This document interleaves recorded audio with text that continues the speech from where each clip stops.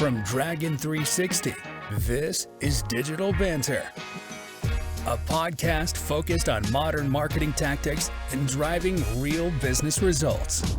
And now, here are your hosts, James and Zach. What's up, everyone? Welcome to yet again another episode of Digital Banter. As always, I'm Zach. Of course, alongside with me is James. Welcome back again. One thing I want to highlight before we get into the, nitty gritty here, we actually have a YouTube channel. So if you actually want to see our faces while we talk to you, while you're on your drive to work or working out or whenever you listen to your podcast, we do have a YouTube channel. So be sure to search Digital Banter on YouTube. Be sure to subscribe to us, like us, and also ring that bell so you're notified every time we put out a new episode. Now, it does come out around the same time as the podcast, but hey, nothing better than getting another notification on your phone. So, let's get into it. We're actually talking about something that I love to talk about with clients, and I think James does as well. And I think this is a very hot topic right now in the digital marketing space. It is brand versus demand gen, enemies or allies, essentially. And we have a take that I think is pretty familiar right now, I think, across the industry. There's a lot of various white papers, ebooks, whatever, coming out about this topic. I feel like really as of late, we were exploring this topic, and I think 3 or 4 people have already shared some new resources. So it's definitely a hot topic. But I think where we should start before we really get into what is this fight between brand and demand gen is I think we should define what the difference is between them. And in a typical sense, and then James, I'll let you get in on this, brand campaigns is about making sure you are in front of your audience on anything related to you. And that is whether, let's just talk Google, right? Your name as a search keyword. That's a very, very dumbed down version of what a brand aspect is. Now, brand is also a little bit more than that. It's also, if you were to put it into an aspect, it's assuring that there is a link between your brand and then the relevant situations that drive some long-term growth, whether that is through media, through thought leadership, social responsibility, your mission, your values. Brand is everything that is your company. James, you want to highlight on that, but also I'd love to hear kind of your take on what is demand gen. Yeah, it's funny. So I think a big thing of what we're going to talk about today is like the common misconceptions between brand and demand, where, like you said, brand is built into everything from product development, customer experience. Like it is the brand experience. There's a lot of, we'll get into the goals of each of these in a second, but the big difference that we always see in between the different marketing teams is that we're looking at essentially long-term growth strategies is what most people consider brand versus demand, which for some reason falls under the umbrella of short-term. And, like you've heard us talk about a lot in our podcast so far is like demand is long-term. And we always talk about how the brands who are more forward-thinking, less focused on short-term results are going to be the brands that win at the end of the day. Yeah. And I think the common struggle that we run into is like, brand is worried about long-term growth. And really the thing that we need to try to work on here is creating some shared goals, shared values, shared messaging. And that's kind of really what we want to dive into here today. Absolutely. So let's start at brand. Let's talk about some of those historical goals of a brand campaign. The historical goals of like a brand campaign, it was really just efforts to drive awareness and preference. Now, in my experience, a lot of people also expect any sort of campaign or efforts to bring in, a bunch of sales. And really, when you think about it, that shouldn't be the purpose. But anyway, when you talk about kind of different objectives of brand, we're talking about increase your brand awareness, your brand loyalty, enhance the brand trust, right? Because you're literally speaking to most likely people either searching or aware of your brand already. And really what you're doing is just keeping that community tight knit, but ultimately also increasing the customer lifetime value, right? We want to make sure that our customers know who we are. They don't necessarily, get the shiny object syndrome and go to one of our competitors. We want to stay in front of them. And really typically in the past and historically, how you measure that is through what's been the brand lift, what's the awareness levels, different things like that. Brand is one that's, oh, sorry, please. No, I was going to just kind of like jump into one of the, as we look at the metrics, because a big difference between brand and demand is how it's been measured historically, where, I'll be honest, I would love to work on a brand team because I feel like they have much fluffier metrics to optimize towards, right? Like think about this, like everything is, and it's good because, we talk a lot about like quantitative data versus qualitative data. They're doing brand surveys, focus groups, like a lot of good, qualitative analysis. And, it's funny, like that's, again, with the silos of these two teams, a lot of that stuff doesn't get shared. But even that, brand lift surveys, I don't know if anybody's ever run a brand lift survey before, but it's, essentially, there are more scientific ways to do it, but on the most basic level, it's like, hey, we showed you a bunch of ads. Like, have you heard of our brand or have you not heard of our brand? And it's like, I don't know. I would imagine the people who saw your ads are more likely to have heard of your brand than not. And in the B2B world, in the tech space, like, honestly, like those surveys aren't specific enough in most cases. And honestly, a lot of that survey data, I just don't trust it. Where, there's a lot of more like long-term website traffic, long-term, branded search. How is that trending? Like there's a lot of more technical ways I think you can measure brand awareness that a lot of times the brand team doesn't get into that the demand teams will. Absolutely. Yeah. And I think one thing to sum up kind of brand and a lot of the efforts is loyalty, right? When we think about it, if we go down the path of, let's just say shoes, right? People are loyal usually to a brand. I'll be honest with you, I'm usually not one of those people. I'll probably say I'm probably more loyal to Reebok. But if you're like a shoe collector, right, you're a sneakerhead, you're probably more into the Jordans, the Nikes, different things like that. So loyalty is also something that is related to brand efforts. And I think that's an important thing to note here.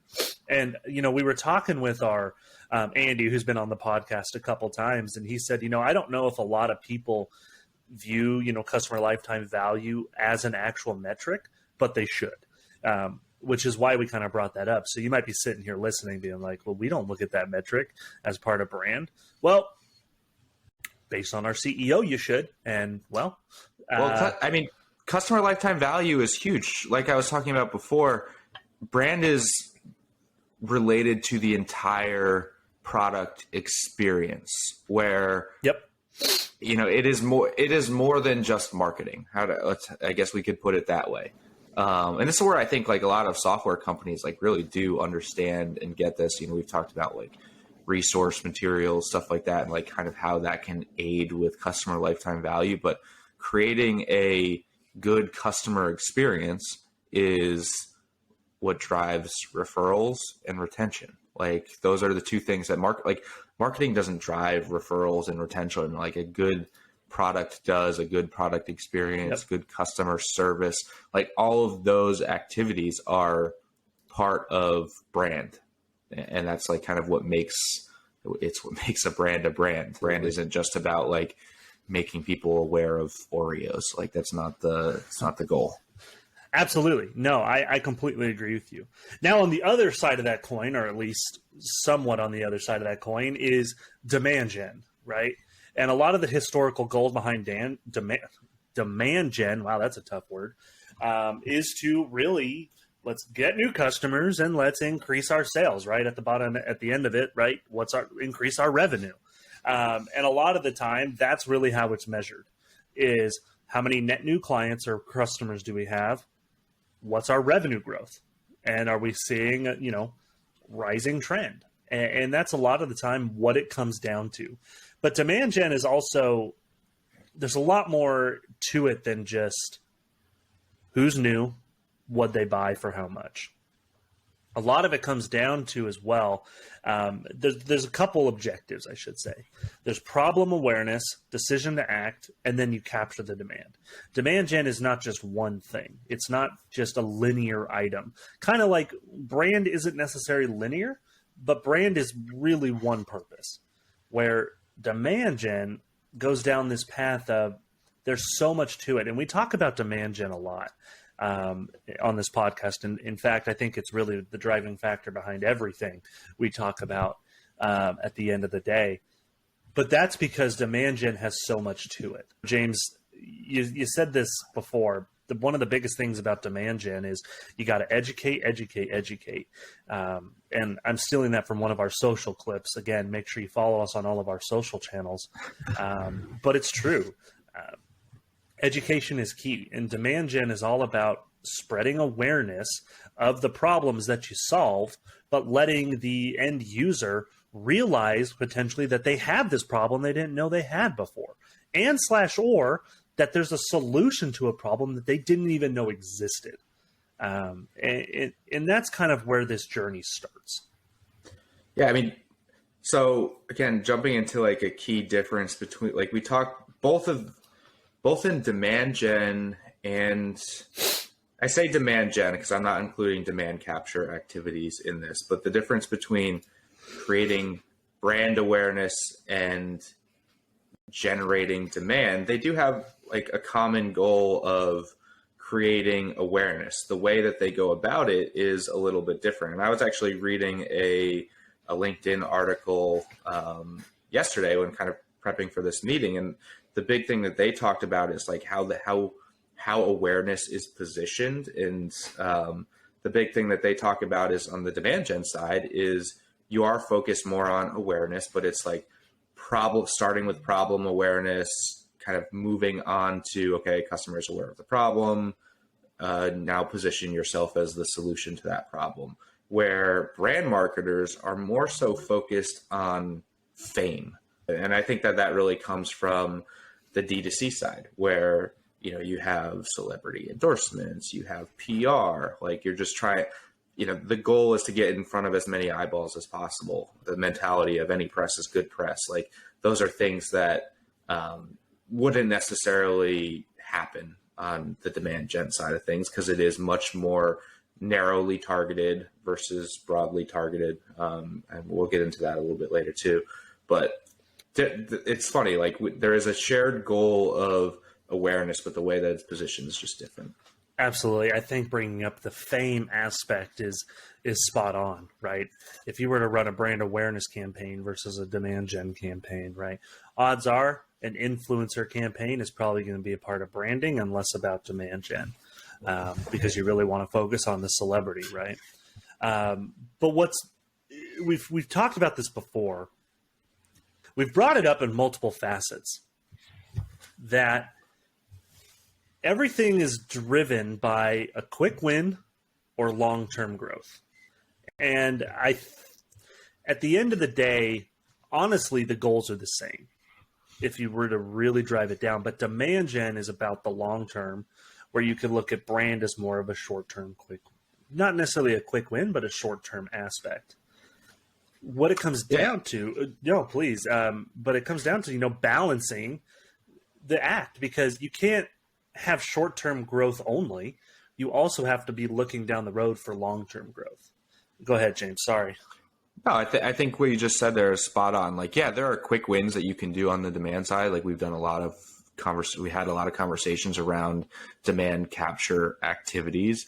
But the goal is the same for everything across the board. I mean, the goal of a business, yes, there are mission statements and other stuff out there, but like the goal of a business is to make money.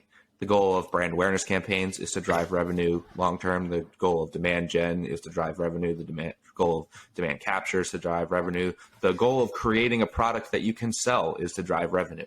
So, we should be looking at how these metrics impact revenue. Now, the steps along the way are going to be different from a PR press article that looks maybe a little bit more long term than typical demand gen activities. But still, ultimately, long term, like you want to see business growth, or else you got to shift strategy. Yeah, I think you found an interesting data point that I think is actually really fascinating, because it actually kind of just breaks the mindset behind a brand campaign where, and I quote, 75% of marketers run brand campaigns for less than 6 months, 50% run it for 3 months or less. And ultimately, I think it's our opinion that these campaigns take a lot longer than just 6 months to be effective. So it really brings up the question of, why are these 75% of marketers stopping at or before 6 months? When at the end of the day, it's not like your brand is going away. Do you have any theories as to why they kind of just stop this? I mean, I have a couple myself, but yes, finance-led organizations asking for what the return was in 3 months. Like, I was going to say, driving down to the wrong KPI. Absolutely.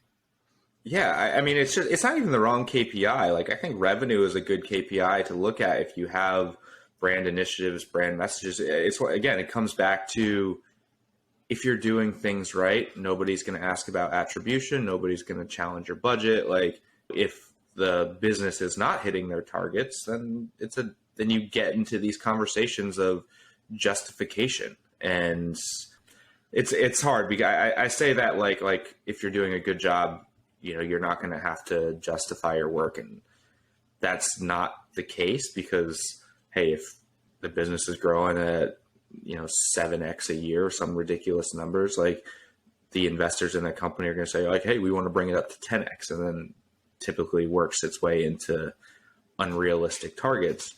But that's still strong performance. Like, if you have a downward trend in performance, and that's when that becomes much more evident that you need to shift.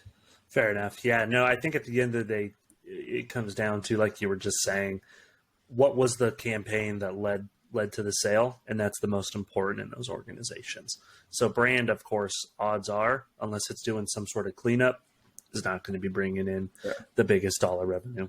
Absolutely. Also, like, on the brand side, like, you talked about the campaign, and this, again, I think that this is like a common issue that I have with brand and demand. Everything is like, oh, well, which campaign drove this? Which messaging drove this? And it's the combination of activities. It's, I'll just use the brand example I just gave. Like, brand is everything from top funnel awareness activities to, like, how the product experiences to how the customer experiences. Like, all of those things fall under brand, and the effect of all of those things working together, everybody beating the same drum, messaging being consistent, having a consistent user story, user journey, like, that's what brand is, and that's how brand is successful. Brand is not successful because, hey, you ran a Super Bowl ad that everybody thought was funny for 3 days. Absolutely. I think what it comes down to as well is a lot of problems in this brand versus demand gen conversation is the focus is on KPIs, but the focus instead should change our mindset to the business outcomes. And that takes on a whole nother level. Yeah, a KPI you can look at, right? Revenue, you can look at your cost per conversion, right? Impressions. What's our click-through brand we're talking about? That's true. Clicks. Tell me about my clicks and impressions. Clicks, impressions, what's our eyeballs. CPMs? Hey, we ran this press release and it got 800 eyeballs. But the business outcome is where you really should look. Okay, let's say we did get 800 eyeballs. What'd they do? What happened after that? Did we see an increase across some of our other campaigns? Did we potentially see some more contacts come in that our SDRs or our account executives can reach out to or have a decent conversation with? Are we being asked to present ourselves in other publication materials or press release networks, right? Everything should have some sort of effect on the business. It doesn't always necessarily have to be a revenue factor, But what has it done to your, again, you could chalk that up to brand lift, to brand awareness. At the end of the day, yeah, everything you do should have a driving factor of I want to increase revenue somewhere down this customer journey or bring in some net new conversations for my SDRs that are qualified, hopefully, right? Hopefully your press release is going to the right eyeballs in this specific case. But this is definitely where a lot of people can get sidetracked. They're so focused on the individual KPI that they don't focus on the bigger picture. Yeah, and don't get me wrong, you should still be looking at KPIs that are specific to campaigns. Like, I mean, we talk about, one, we always want to look at the long-term effects on revenue. Like, revenue is the number one metric for everything, like I mentioned before. But if we're putting out content, right, we have to have some sort of signals. Like, is that content good? Do people like it? Are they engaging with it? Because brand is not just, again, we talk about this a lot, it's not about just like logo tagline messaging or like some fluffy stunt event. Like, there are things that like you want those to be successful. But again, like, everything should be looking more long term. And it's fine. Zach, we were talking about Mint Measure and their bimodal attribution before this, which is a really cool thing. But the big thing that they talk about is how campaigns impact each other, right? So, absolutely. Hey, like we're running a paid social campaign, but we're also running these brand activities on connected TV, right? And if you take a look at it, like, okay, if somebody saw a connected TV ad and a paid social ad, like their likeliness to convert is 10x higher than if they only saw one activity or only saw one version of the messaging. And that's something that we often miss as marketers because we get so caught up in attribution of like, oh, which channel gets credit, which channel drove this.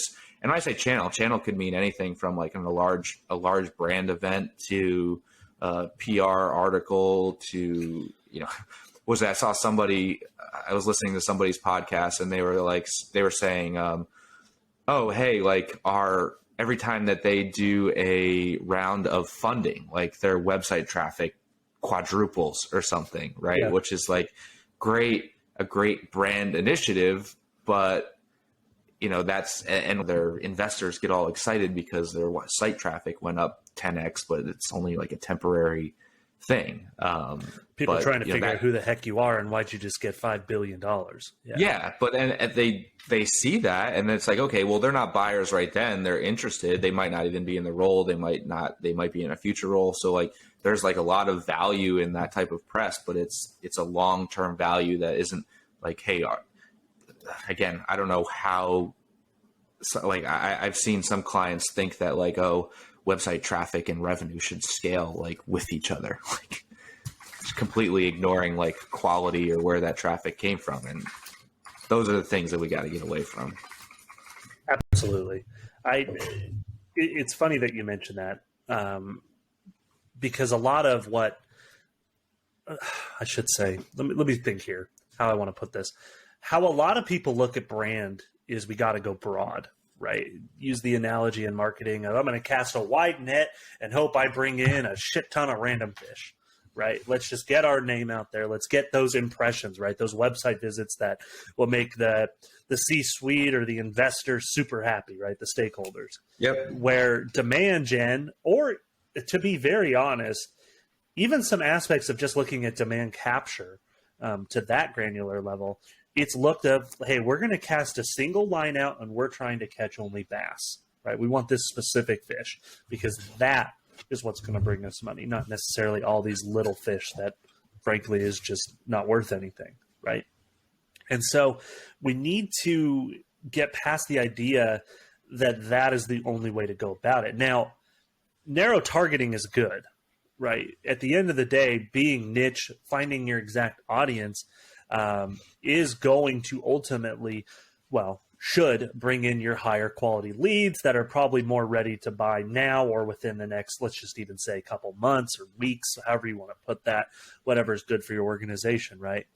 But what it does is it ignores really future buyers. And demand gen shouldn't just be roped into this narrow-minded approach, because I think, James, you were talking about it. People change jobs. People get promoted, right? How many times do we see people retire? People retire. I mean, another aspect too, if we're just going to look, let's just look at LinkedIn. How many random freaking job titles are there on this freaking site? Everyone and their mom is trying to invent a new job title. Advertising ninja, right? I mean, like, at the end of the day, they do advertising, paid media. Maybe they're the specialization in social or search or whatever, right? But I mean, there are some random job titles out there that your narrow approach may actually exclude a buying audience, because, you know, the algorithm should pick it up. But if it's so obscure or random, or some, you know, it's my generation, but some millennial company is trying to do things outside the norm, they're still buyers. They are still important. They may not buy right now, but they're still a future buyer, which goes back to this long-term growth approach and this customer journey. Yeah, brand, and that's like, brand can go too broad. I've seen that. Oh, hey, absolutely. we're just trying to get press. Any press is good press, but industry level awareness is a very good thing. And you'll hear a lot of demand gen marketers go out there and say, hey, like, we can get in front of our ICP every single day and serve them the messaging that we want. And like, we're just trying to drive results because we can get in front of those people. But that is still a short-term strategy, because a lot of the markets that some of, especially SaaS products, are breaking into, there really isn't the customer base isn't that large. Again, we've talked. I've made this complaint before of like, hey, we're only targeting Fortune 500 CTOs with our product. Again, like, that's 500 people. Like, you need to be more. I mean, that's kind of more of a product issue in my mind, but you need to be more expansive and forward thinking than that, because if you really want to grow long term, and you know, your goal isn't just to sell your SaaS product in 3 years and sell out, which I get is most people's goal. But if you really do want to grow a company long term, like, you have to look towards the future. A big thing that we work with a lot of, I'll say, like, larger enterprise SaaS clients, and, and a part of their business model is to like get into the education markets. Like, hey, like, if we can get our software into schools, like, it's taking the Adobe model for like the Creative Cloud. Every designer now uses, I don't want to say every, but they use Adobe products because that's what they were trained on. Autodesk is the same way in the engineering, and it's like, you can create those, you create customers forever when you kind of capture them young, because it also goes back into, again, something that we've talked about. There's resistance to change. Once you learned how to do it one way, you don't really want to try a different way. And if you can get them early and then kind of grow the product as the market evolves and kind of stay up with the times, like, you can create a huge success. Absolutely. It goes back to, I think we said it last podcast, it's the influencer versus decision maker. You really should be targeting those influencers. Now, we brought in this new level, right? People retire. These people that you've been influencing on a level of not necessarily trying to drive them to buy because they're not the end decision maker. Well, maybe now they are the decision maker. And you've been educating them for a long time, where now they know, like, hey, I'm in charge now. I've been wanting to try this. Let's try it because I think it's going to solve this pain point. Where you don't want to ignore the decision makers, because at the end of the day, right, they're going to be the ones who sign off on the check, or ultimately going to have that final meeting that says, yes, we choose you type thing. But the influencer, that doesn't just mean an employee. It doesn't just mean an intern. I love that you brought up that education model, because I actually think that's an underserved approach, because I feel you're more willing to change your perspective or tools if you have someone there who's willing to guide you. Let's go back to the education model. We worked with a SaaS company that was targeting all the way down to like STEM elementary schools and education programs. They tend to be more charter and private schools, so maybe they have a little bit more money to invest than maybe a public education, but they were hitting them young. I mean, Imagine you're using a tool from, I don't know, probably, I'm not going to say kindergarten, but let's just say kindergarten. And then all of a sudden you get in the workforce and your new manager 18 years later is like, hey, what do you like to use? Well, I've been using this for 20 years and it works damn good. Right. So let's adopt this, try it out with me. They have a free trial. Let's take the jump. Right. And that's a 20-year influence, a 20-year campaign of education that is now coming to fruition. Now that's a very, very specific, very long-term campaign or effort, but it goes to show that, I mean, like, people are doing this, companies are doing this because they see the value in what an influencer has on an organization or a decision maker at the end of the day. Yeah, and in the SaaS industry, you always see like the different levels of product too, right? There's the freemium, and then there's the again, it seems like every SaaS client we work with has like their SMB division and their enterprise division. Yeah, like it's so like every one of them. I don't know, like you're basically serving the same product to more people, but again, like when you have like that. Those levels of product from like whatever your free version is to get, I don't know, like hobbyists in or whatever it may be, or just kind of like a very entry level thing. Cause those people change jobs, move on. Now we're really getting into like product development here, but it's the same philosophy that you should have with your marketing is that, if you're building product for all these stages, you should be building marketing for all these stages. Cause long term, and we're really not even talking about that long term, like 4 or 5 years. Like most, I'll tell you this: it's probably hard to think long term in the marketing world, since I think the average lifespan of a CMO is like 3 years, which is I say lifespan, but like time at the job. Yeah. I mean that also is probably part of the issue. They want to come in, drive revenue real fast, and then bail. Probably why things don't last that long, but. I think from an investor level, you should want to see that a lot more. You should want to see that out of your CMO, is that they are looking for long-term and not as focused on quick wins. Absolutely. And that doesn't go to say that you should ignore short-term strategies or quick wins, because at the end of the day, that's what's going to make your sales team happy while you're building this journey, this long-term funnel, however you want to put it. Not even that. You should max them out. Like you should. Absolutely. Listen, if there's demand out there that wants to work with you, like, go capture it. If you are able to convert your ICP and they just keep converting, like, let's go for it. But like, let me put it this way. I have seen when that runs out, and when that runs out, things are not good. Conversations get difficult, for sure. So where do we go from this? I think if we were to kind of summarize it and bring this whole journey of brand versus demand gen and how actually they should work together, at the end of the day, it comes down to you need to have shared objectives between brand and demand gen, right? Yes, brand may truly be way more of an awareness type aspect than maybe that of demand gen. But as we were just talking about, what is the true definition of awareness? Because awareness on a demand gen level, even if it's through education efforts, you're still driving awareness of your product, service, whatever it is. Yeah, I think if anything here, like, we live in a world now where these are siloed teams. These should be the same team.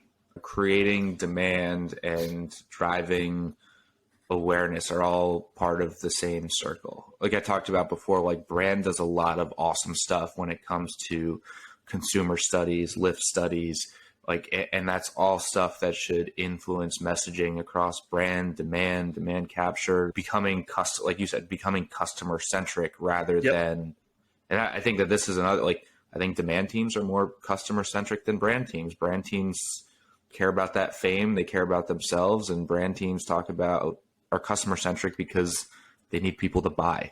Absolutely. And they need to work together.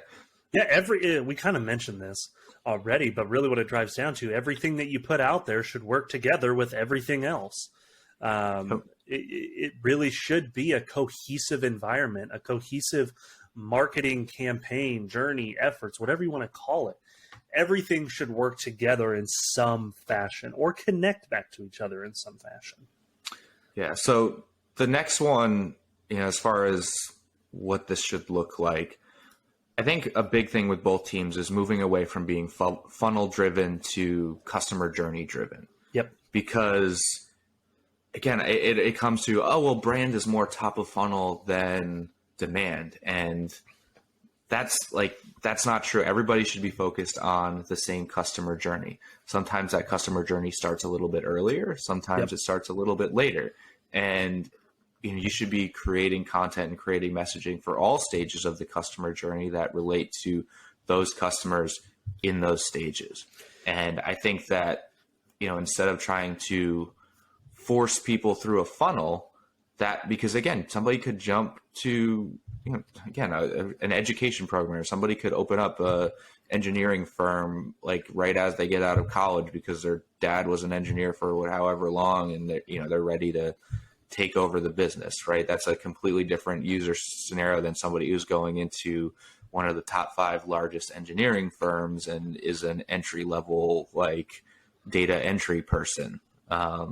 So you have to be able to optimize for all of those situations. And it goes from, moving away from, hey, we're going to force people from step 1 to step B and step A to step B, and treat them, I guess, almost like equal through the user journey. Everyone's journey is different, right? You were kind of hitting on that of a funnel in a true sense, right? You go from A to B, B to C, C to D, and sometimes there's so many more levels of your funnel, right? But like you were just saying, someone may start at B, then find interest in A, but then loop down to D. I mean, a customer journey doesn't have to be linear as well. And this is why it's important, going back to that idea of everything should work in tandem with each other. It shouldn't seem out of place or random or not have no thought behind it, because every company, every individual, every influencer, decision maker is going to start somewhere different than the next person. And they might go down a path that's different, right? Now, you may actually have some of these people that go from A to B to C to D because they're maybe more traditional. They know what they want. They're just trying to get through various gated pieces of content, or they're not sure what the next step is, different things like that. And so there are always going to be those people. So you should have a roadmap in place, but be wary that that's not the common case anymore. And that, again, we talk about it a lot, and James said it best: educate, educate, educate. Everything you should do should bring a new piece of tidbit information for them to digest to help them along in their own journey to finding a solution or discovering a problem, then the solution. Yep. Whew. Boy, that was a mouthful. Mentioned. Sorry, go ahead, please. I was going to say, let's keep going here, and some of the things that we've already touched on. Another thing, focusing on business outcomes versus key KPIs. Yep. I think that this is a huge thing that both demand gen and brand can do better. Like I said, we're all focused on revenue. We're all focused on becoming leaders in the space. Let's hit those goals and work towards those goals. Something I think that's important is don't ignore the KPI though, right? Yeah. But have a realistic timeline for those KPIs. Yeah. I think I cut you off. No, it's on the brand side, again, it goes back to why are we, it's all about eyeballs. It's all about impressions. Those are all well and dandy for trying. Honestly, what are those good for? Did you get what you paid for? Absolutely.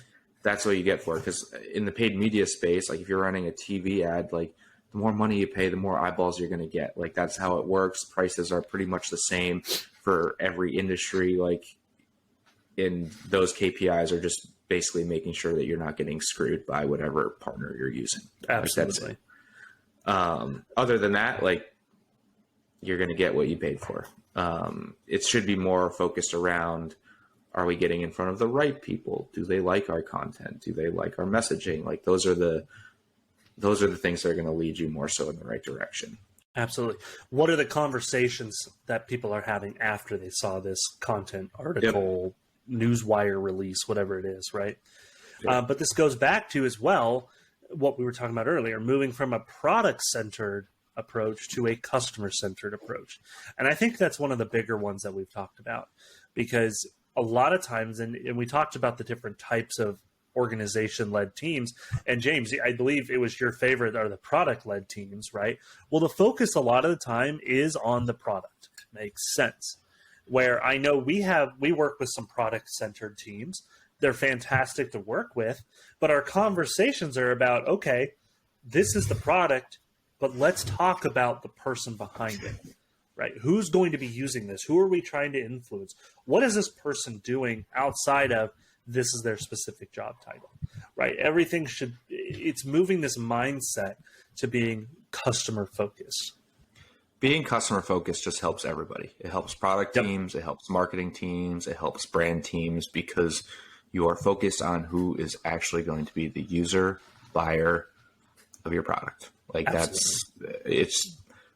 feel like you can't beat that enough. Like, we're not selling shiny objects and hoping people like them. We are trying to solve problems for people, and those people, we have to think of like the emotional connection that those people have to our product. Like, are we going to help them get promoted? Are we going to help them do better in their role? Are we going to save them 3 hours a day that they can spend more time with their kids? Like, this is where being customer centric becomes the way to do business. Part of that emotional connection is also building trust. And that comes through having a cohesive brand story that can be utilized throughout the entire process and entire journey. Building trust, I think, is key. I don't even think it. I know it's key, because if people don't trust your product, solution, your company, they're not going to buy from you at any stage of where they're at. Yeah. I'm a big, when it comes to brand and demand working together, and I think to really close this out here, it comes down to having everybody beating the same drum. Absolutely. I'll kind of relate this to a sports team, right? Like, if everybody is bought in and everybody's in the weight room and everybody's training together and everybody's working towards that common goal of a championship, and everybody's beating that same drum, you're going to be successful. Marketing should be the same way, whether it be, website team, paid media, organic social, community, email, events, employee advocacy, all of those things. You want everybody beating the same drum when it comes to messaging, how you deliver value. And kind of a last thing, and one thing that I really do like as a historical difference between brand and demand is that brand historically has focused on drawing emotions, where demand has focused on rationale. And again, this goes back to being customer centric and looking at, in all of our messaging across all of those channels, how are we triggering those emotions and how are we helping people make rational decisions? Because in the sales process, emotion is the first thing that triggers a desire to work with somebody. There's some sort of emotional problem or emotional connection. And then part of the decision-making status is then okay, now I need to look. Now I need to look to rationalize that decision. And that's what makes a good brand story, a good, being able to draw that emotional connection with your customers and then being able to rationalize it through other marketing activities. Well, and this is why it's important as well to have both of those things work in tandem with each other, because people aren't going to buy into you if they don't have an emotional connection or a desire to even want to work with you. On the other hand, if they don't have a need for your product, but they love your company, well, they're probably still not going to buy it. It doesn't make financial sense to have a piece of software, tool, whatever, that we're not going to use or have no need for, and it's going to, collect dust, as they say. So it's important, again, to go back to this. Everything needs to work together. It shouldn't be brand versus demand. It should be brand and demand. Say that 5 times fast. At the end, right? That's what we've been talking about. It's a whole circle. it's a revolving circle of everything works together, again, in tandem, cohesively across the entire customer journey, moving from this product-centered approach to more of a customer-centric approach, and understanding the timeliness behind each thing that we do and how it affects the business organization on different levels. And I think that wraps up almost everything we've talked about today. And so again, we thank you so much for joining us today on Digital Banter. Again, as I mentioned early on, and if you've made it this far, congratulations to you. I will send you a gold star. Just be sure to reach out to me on LinkedIn. Likewise, James also has a LinkedIn, so don't be afraid to connect with him there. But check out our YouTube, all of our social channels, and we'll see you next week on another episode of Digital Banter. Thanks for listening to Digital Banter. If you enjoyed today's episode, please be sure to like and subscribe wherever you get your podcasts. New episodes are uploaded every Friday. In the meantime, keep up with the show by following James and Zach on social media. Links are in the show notes.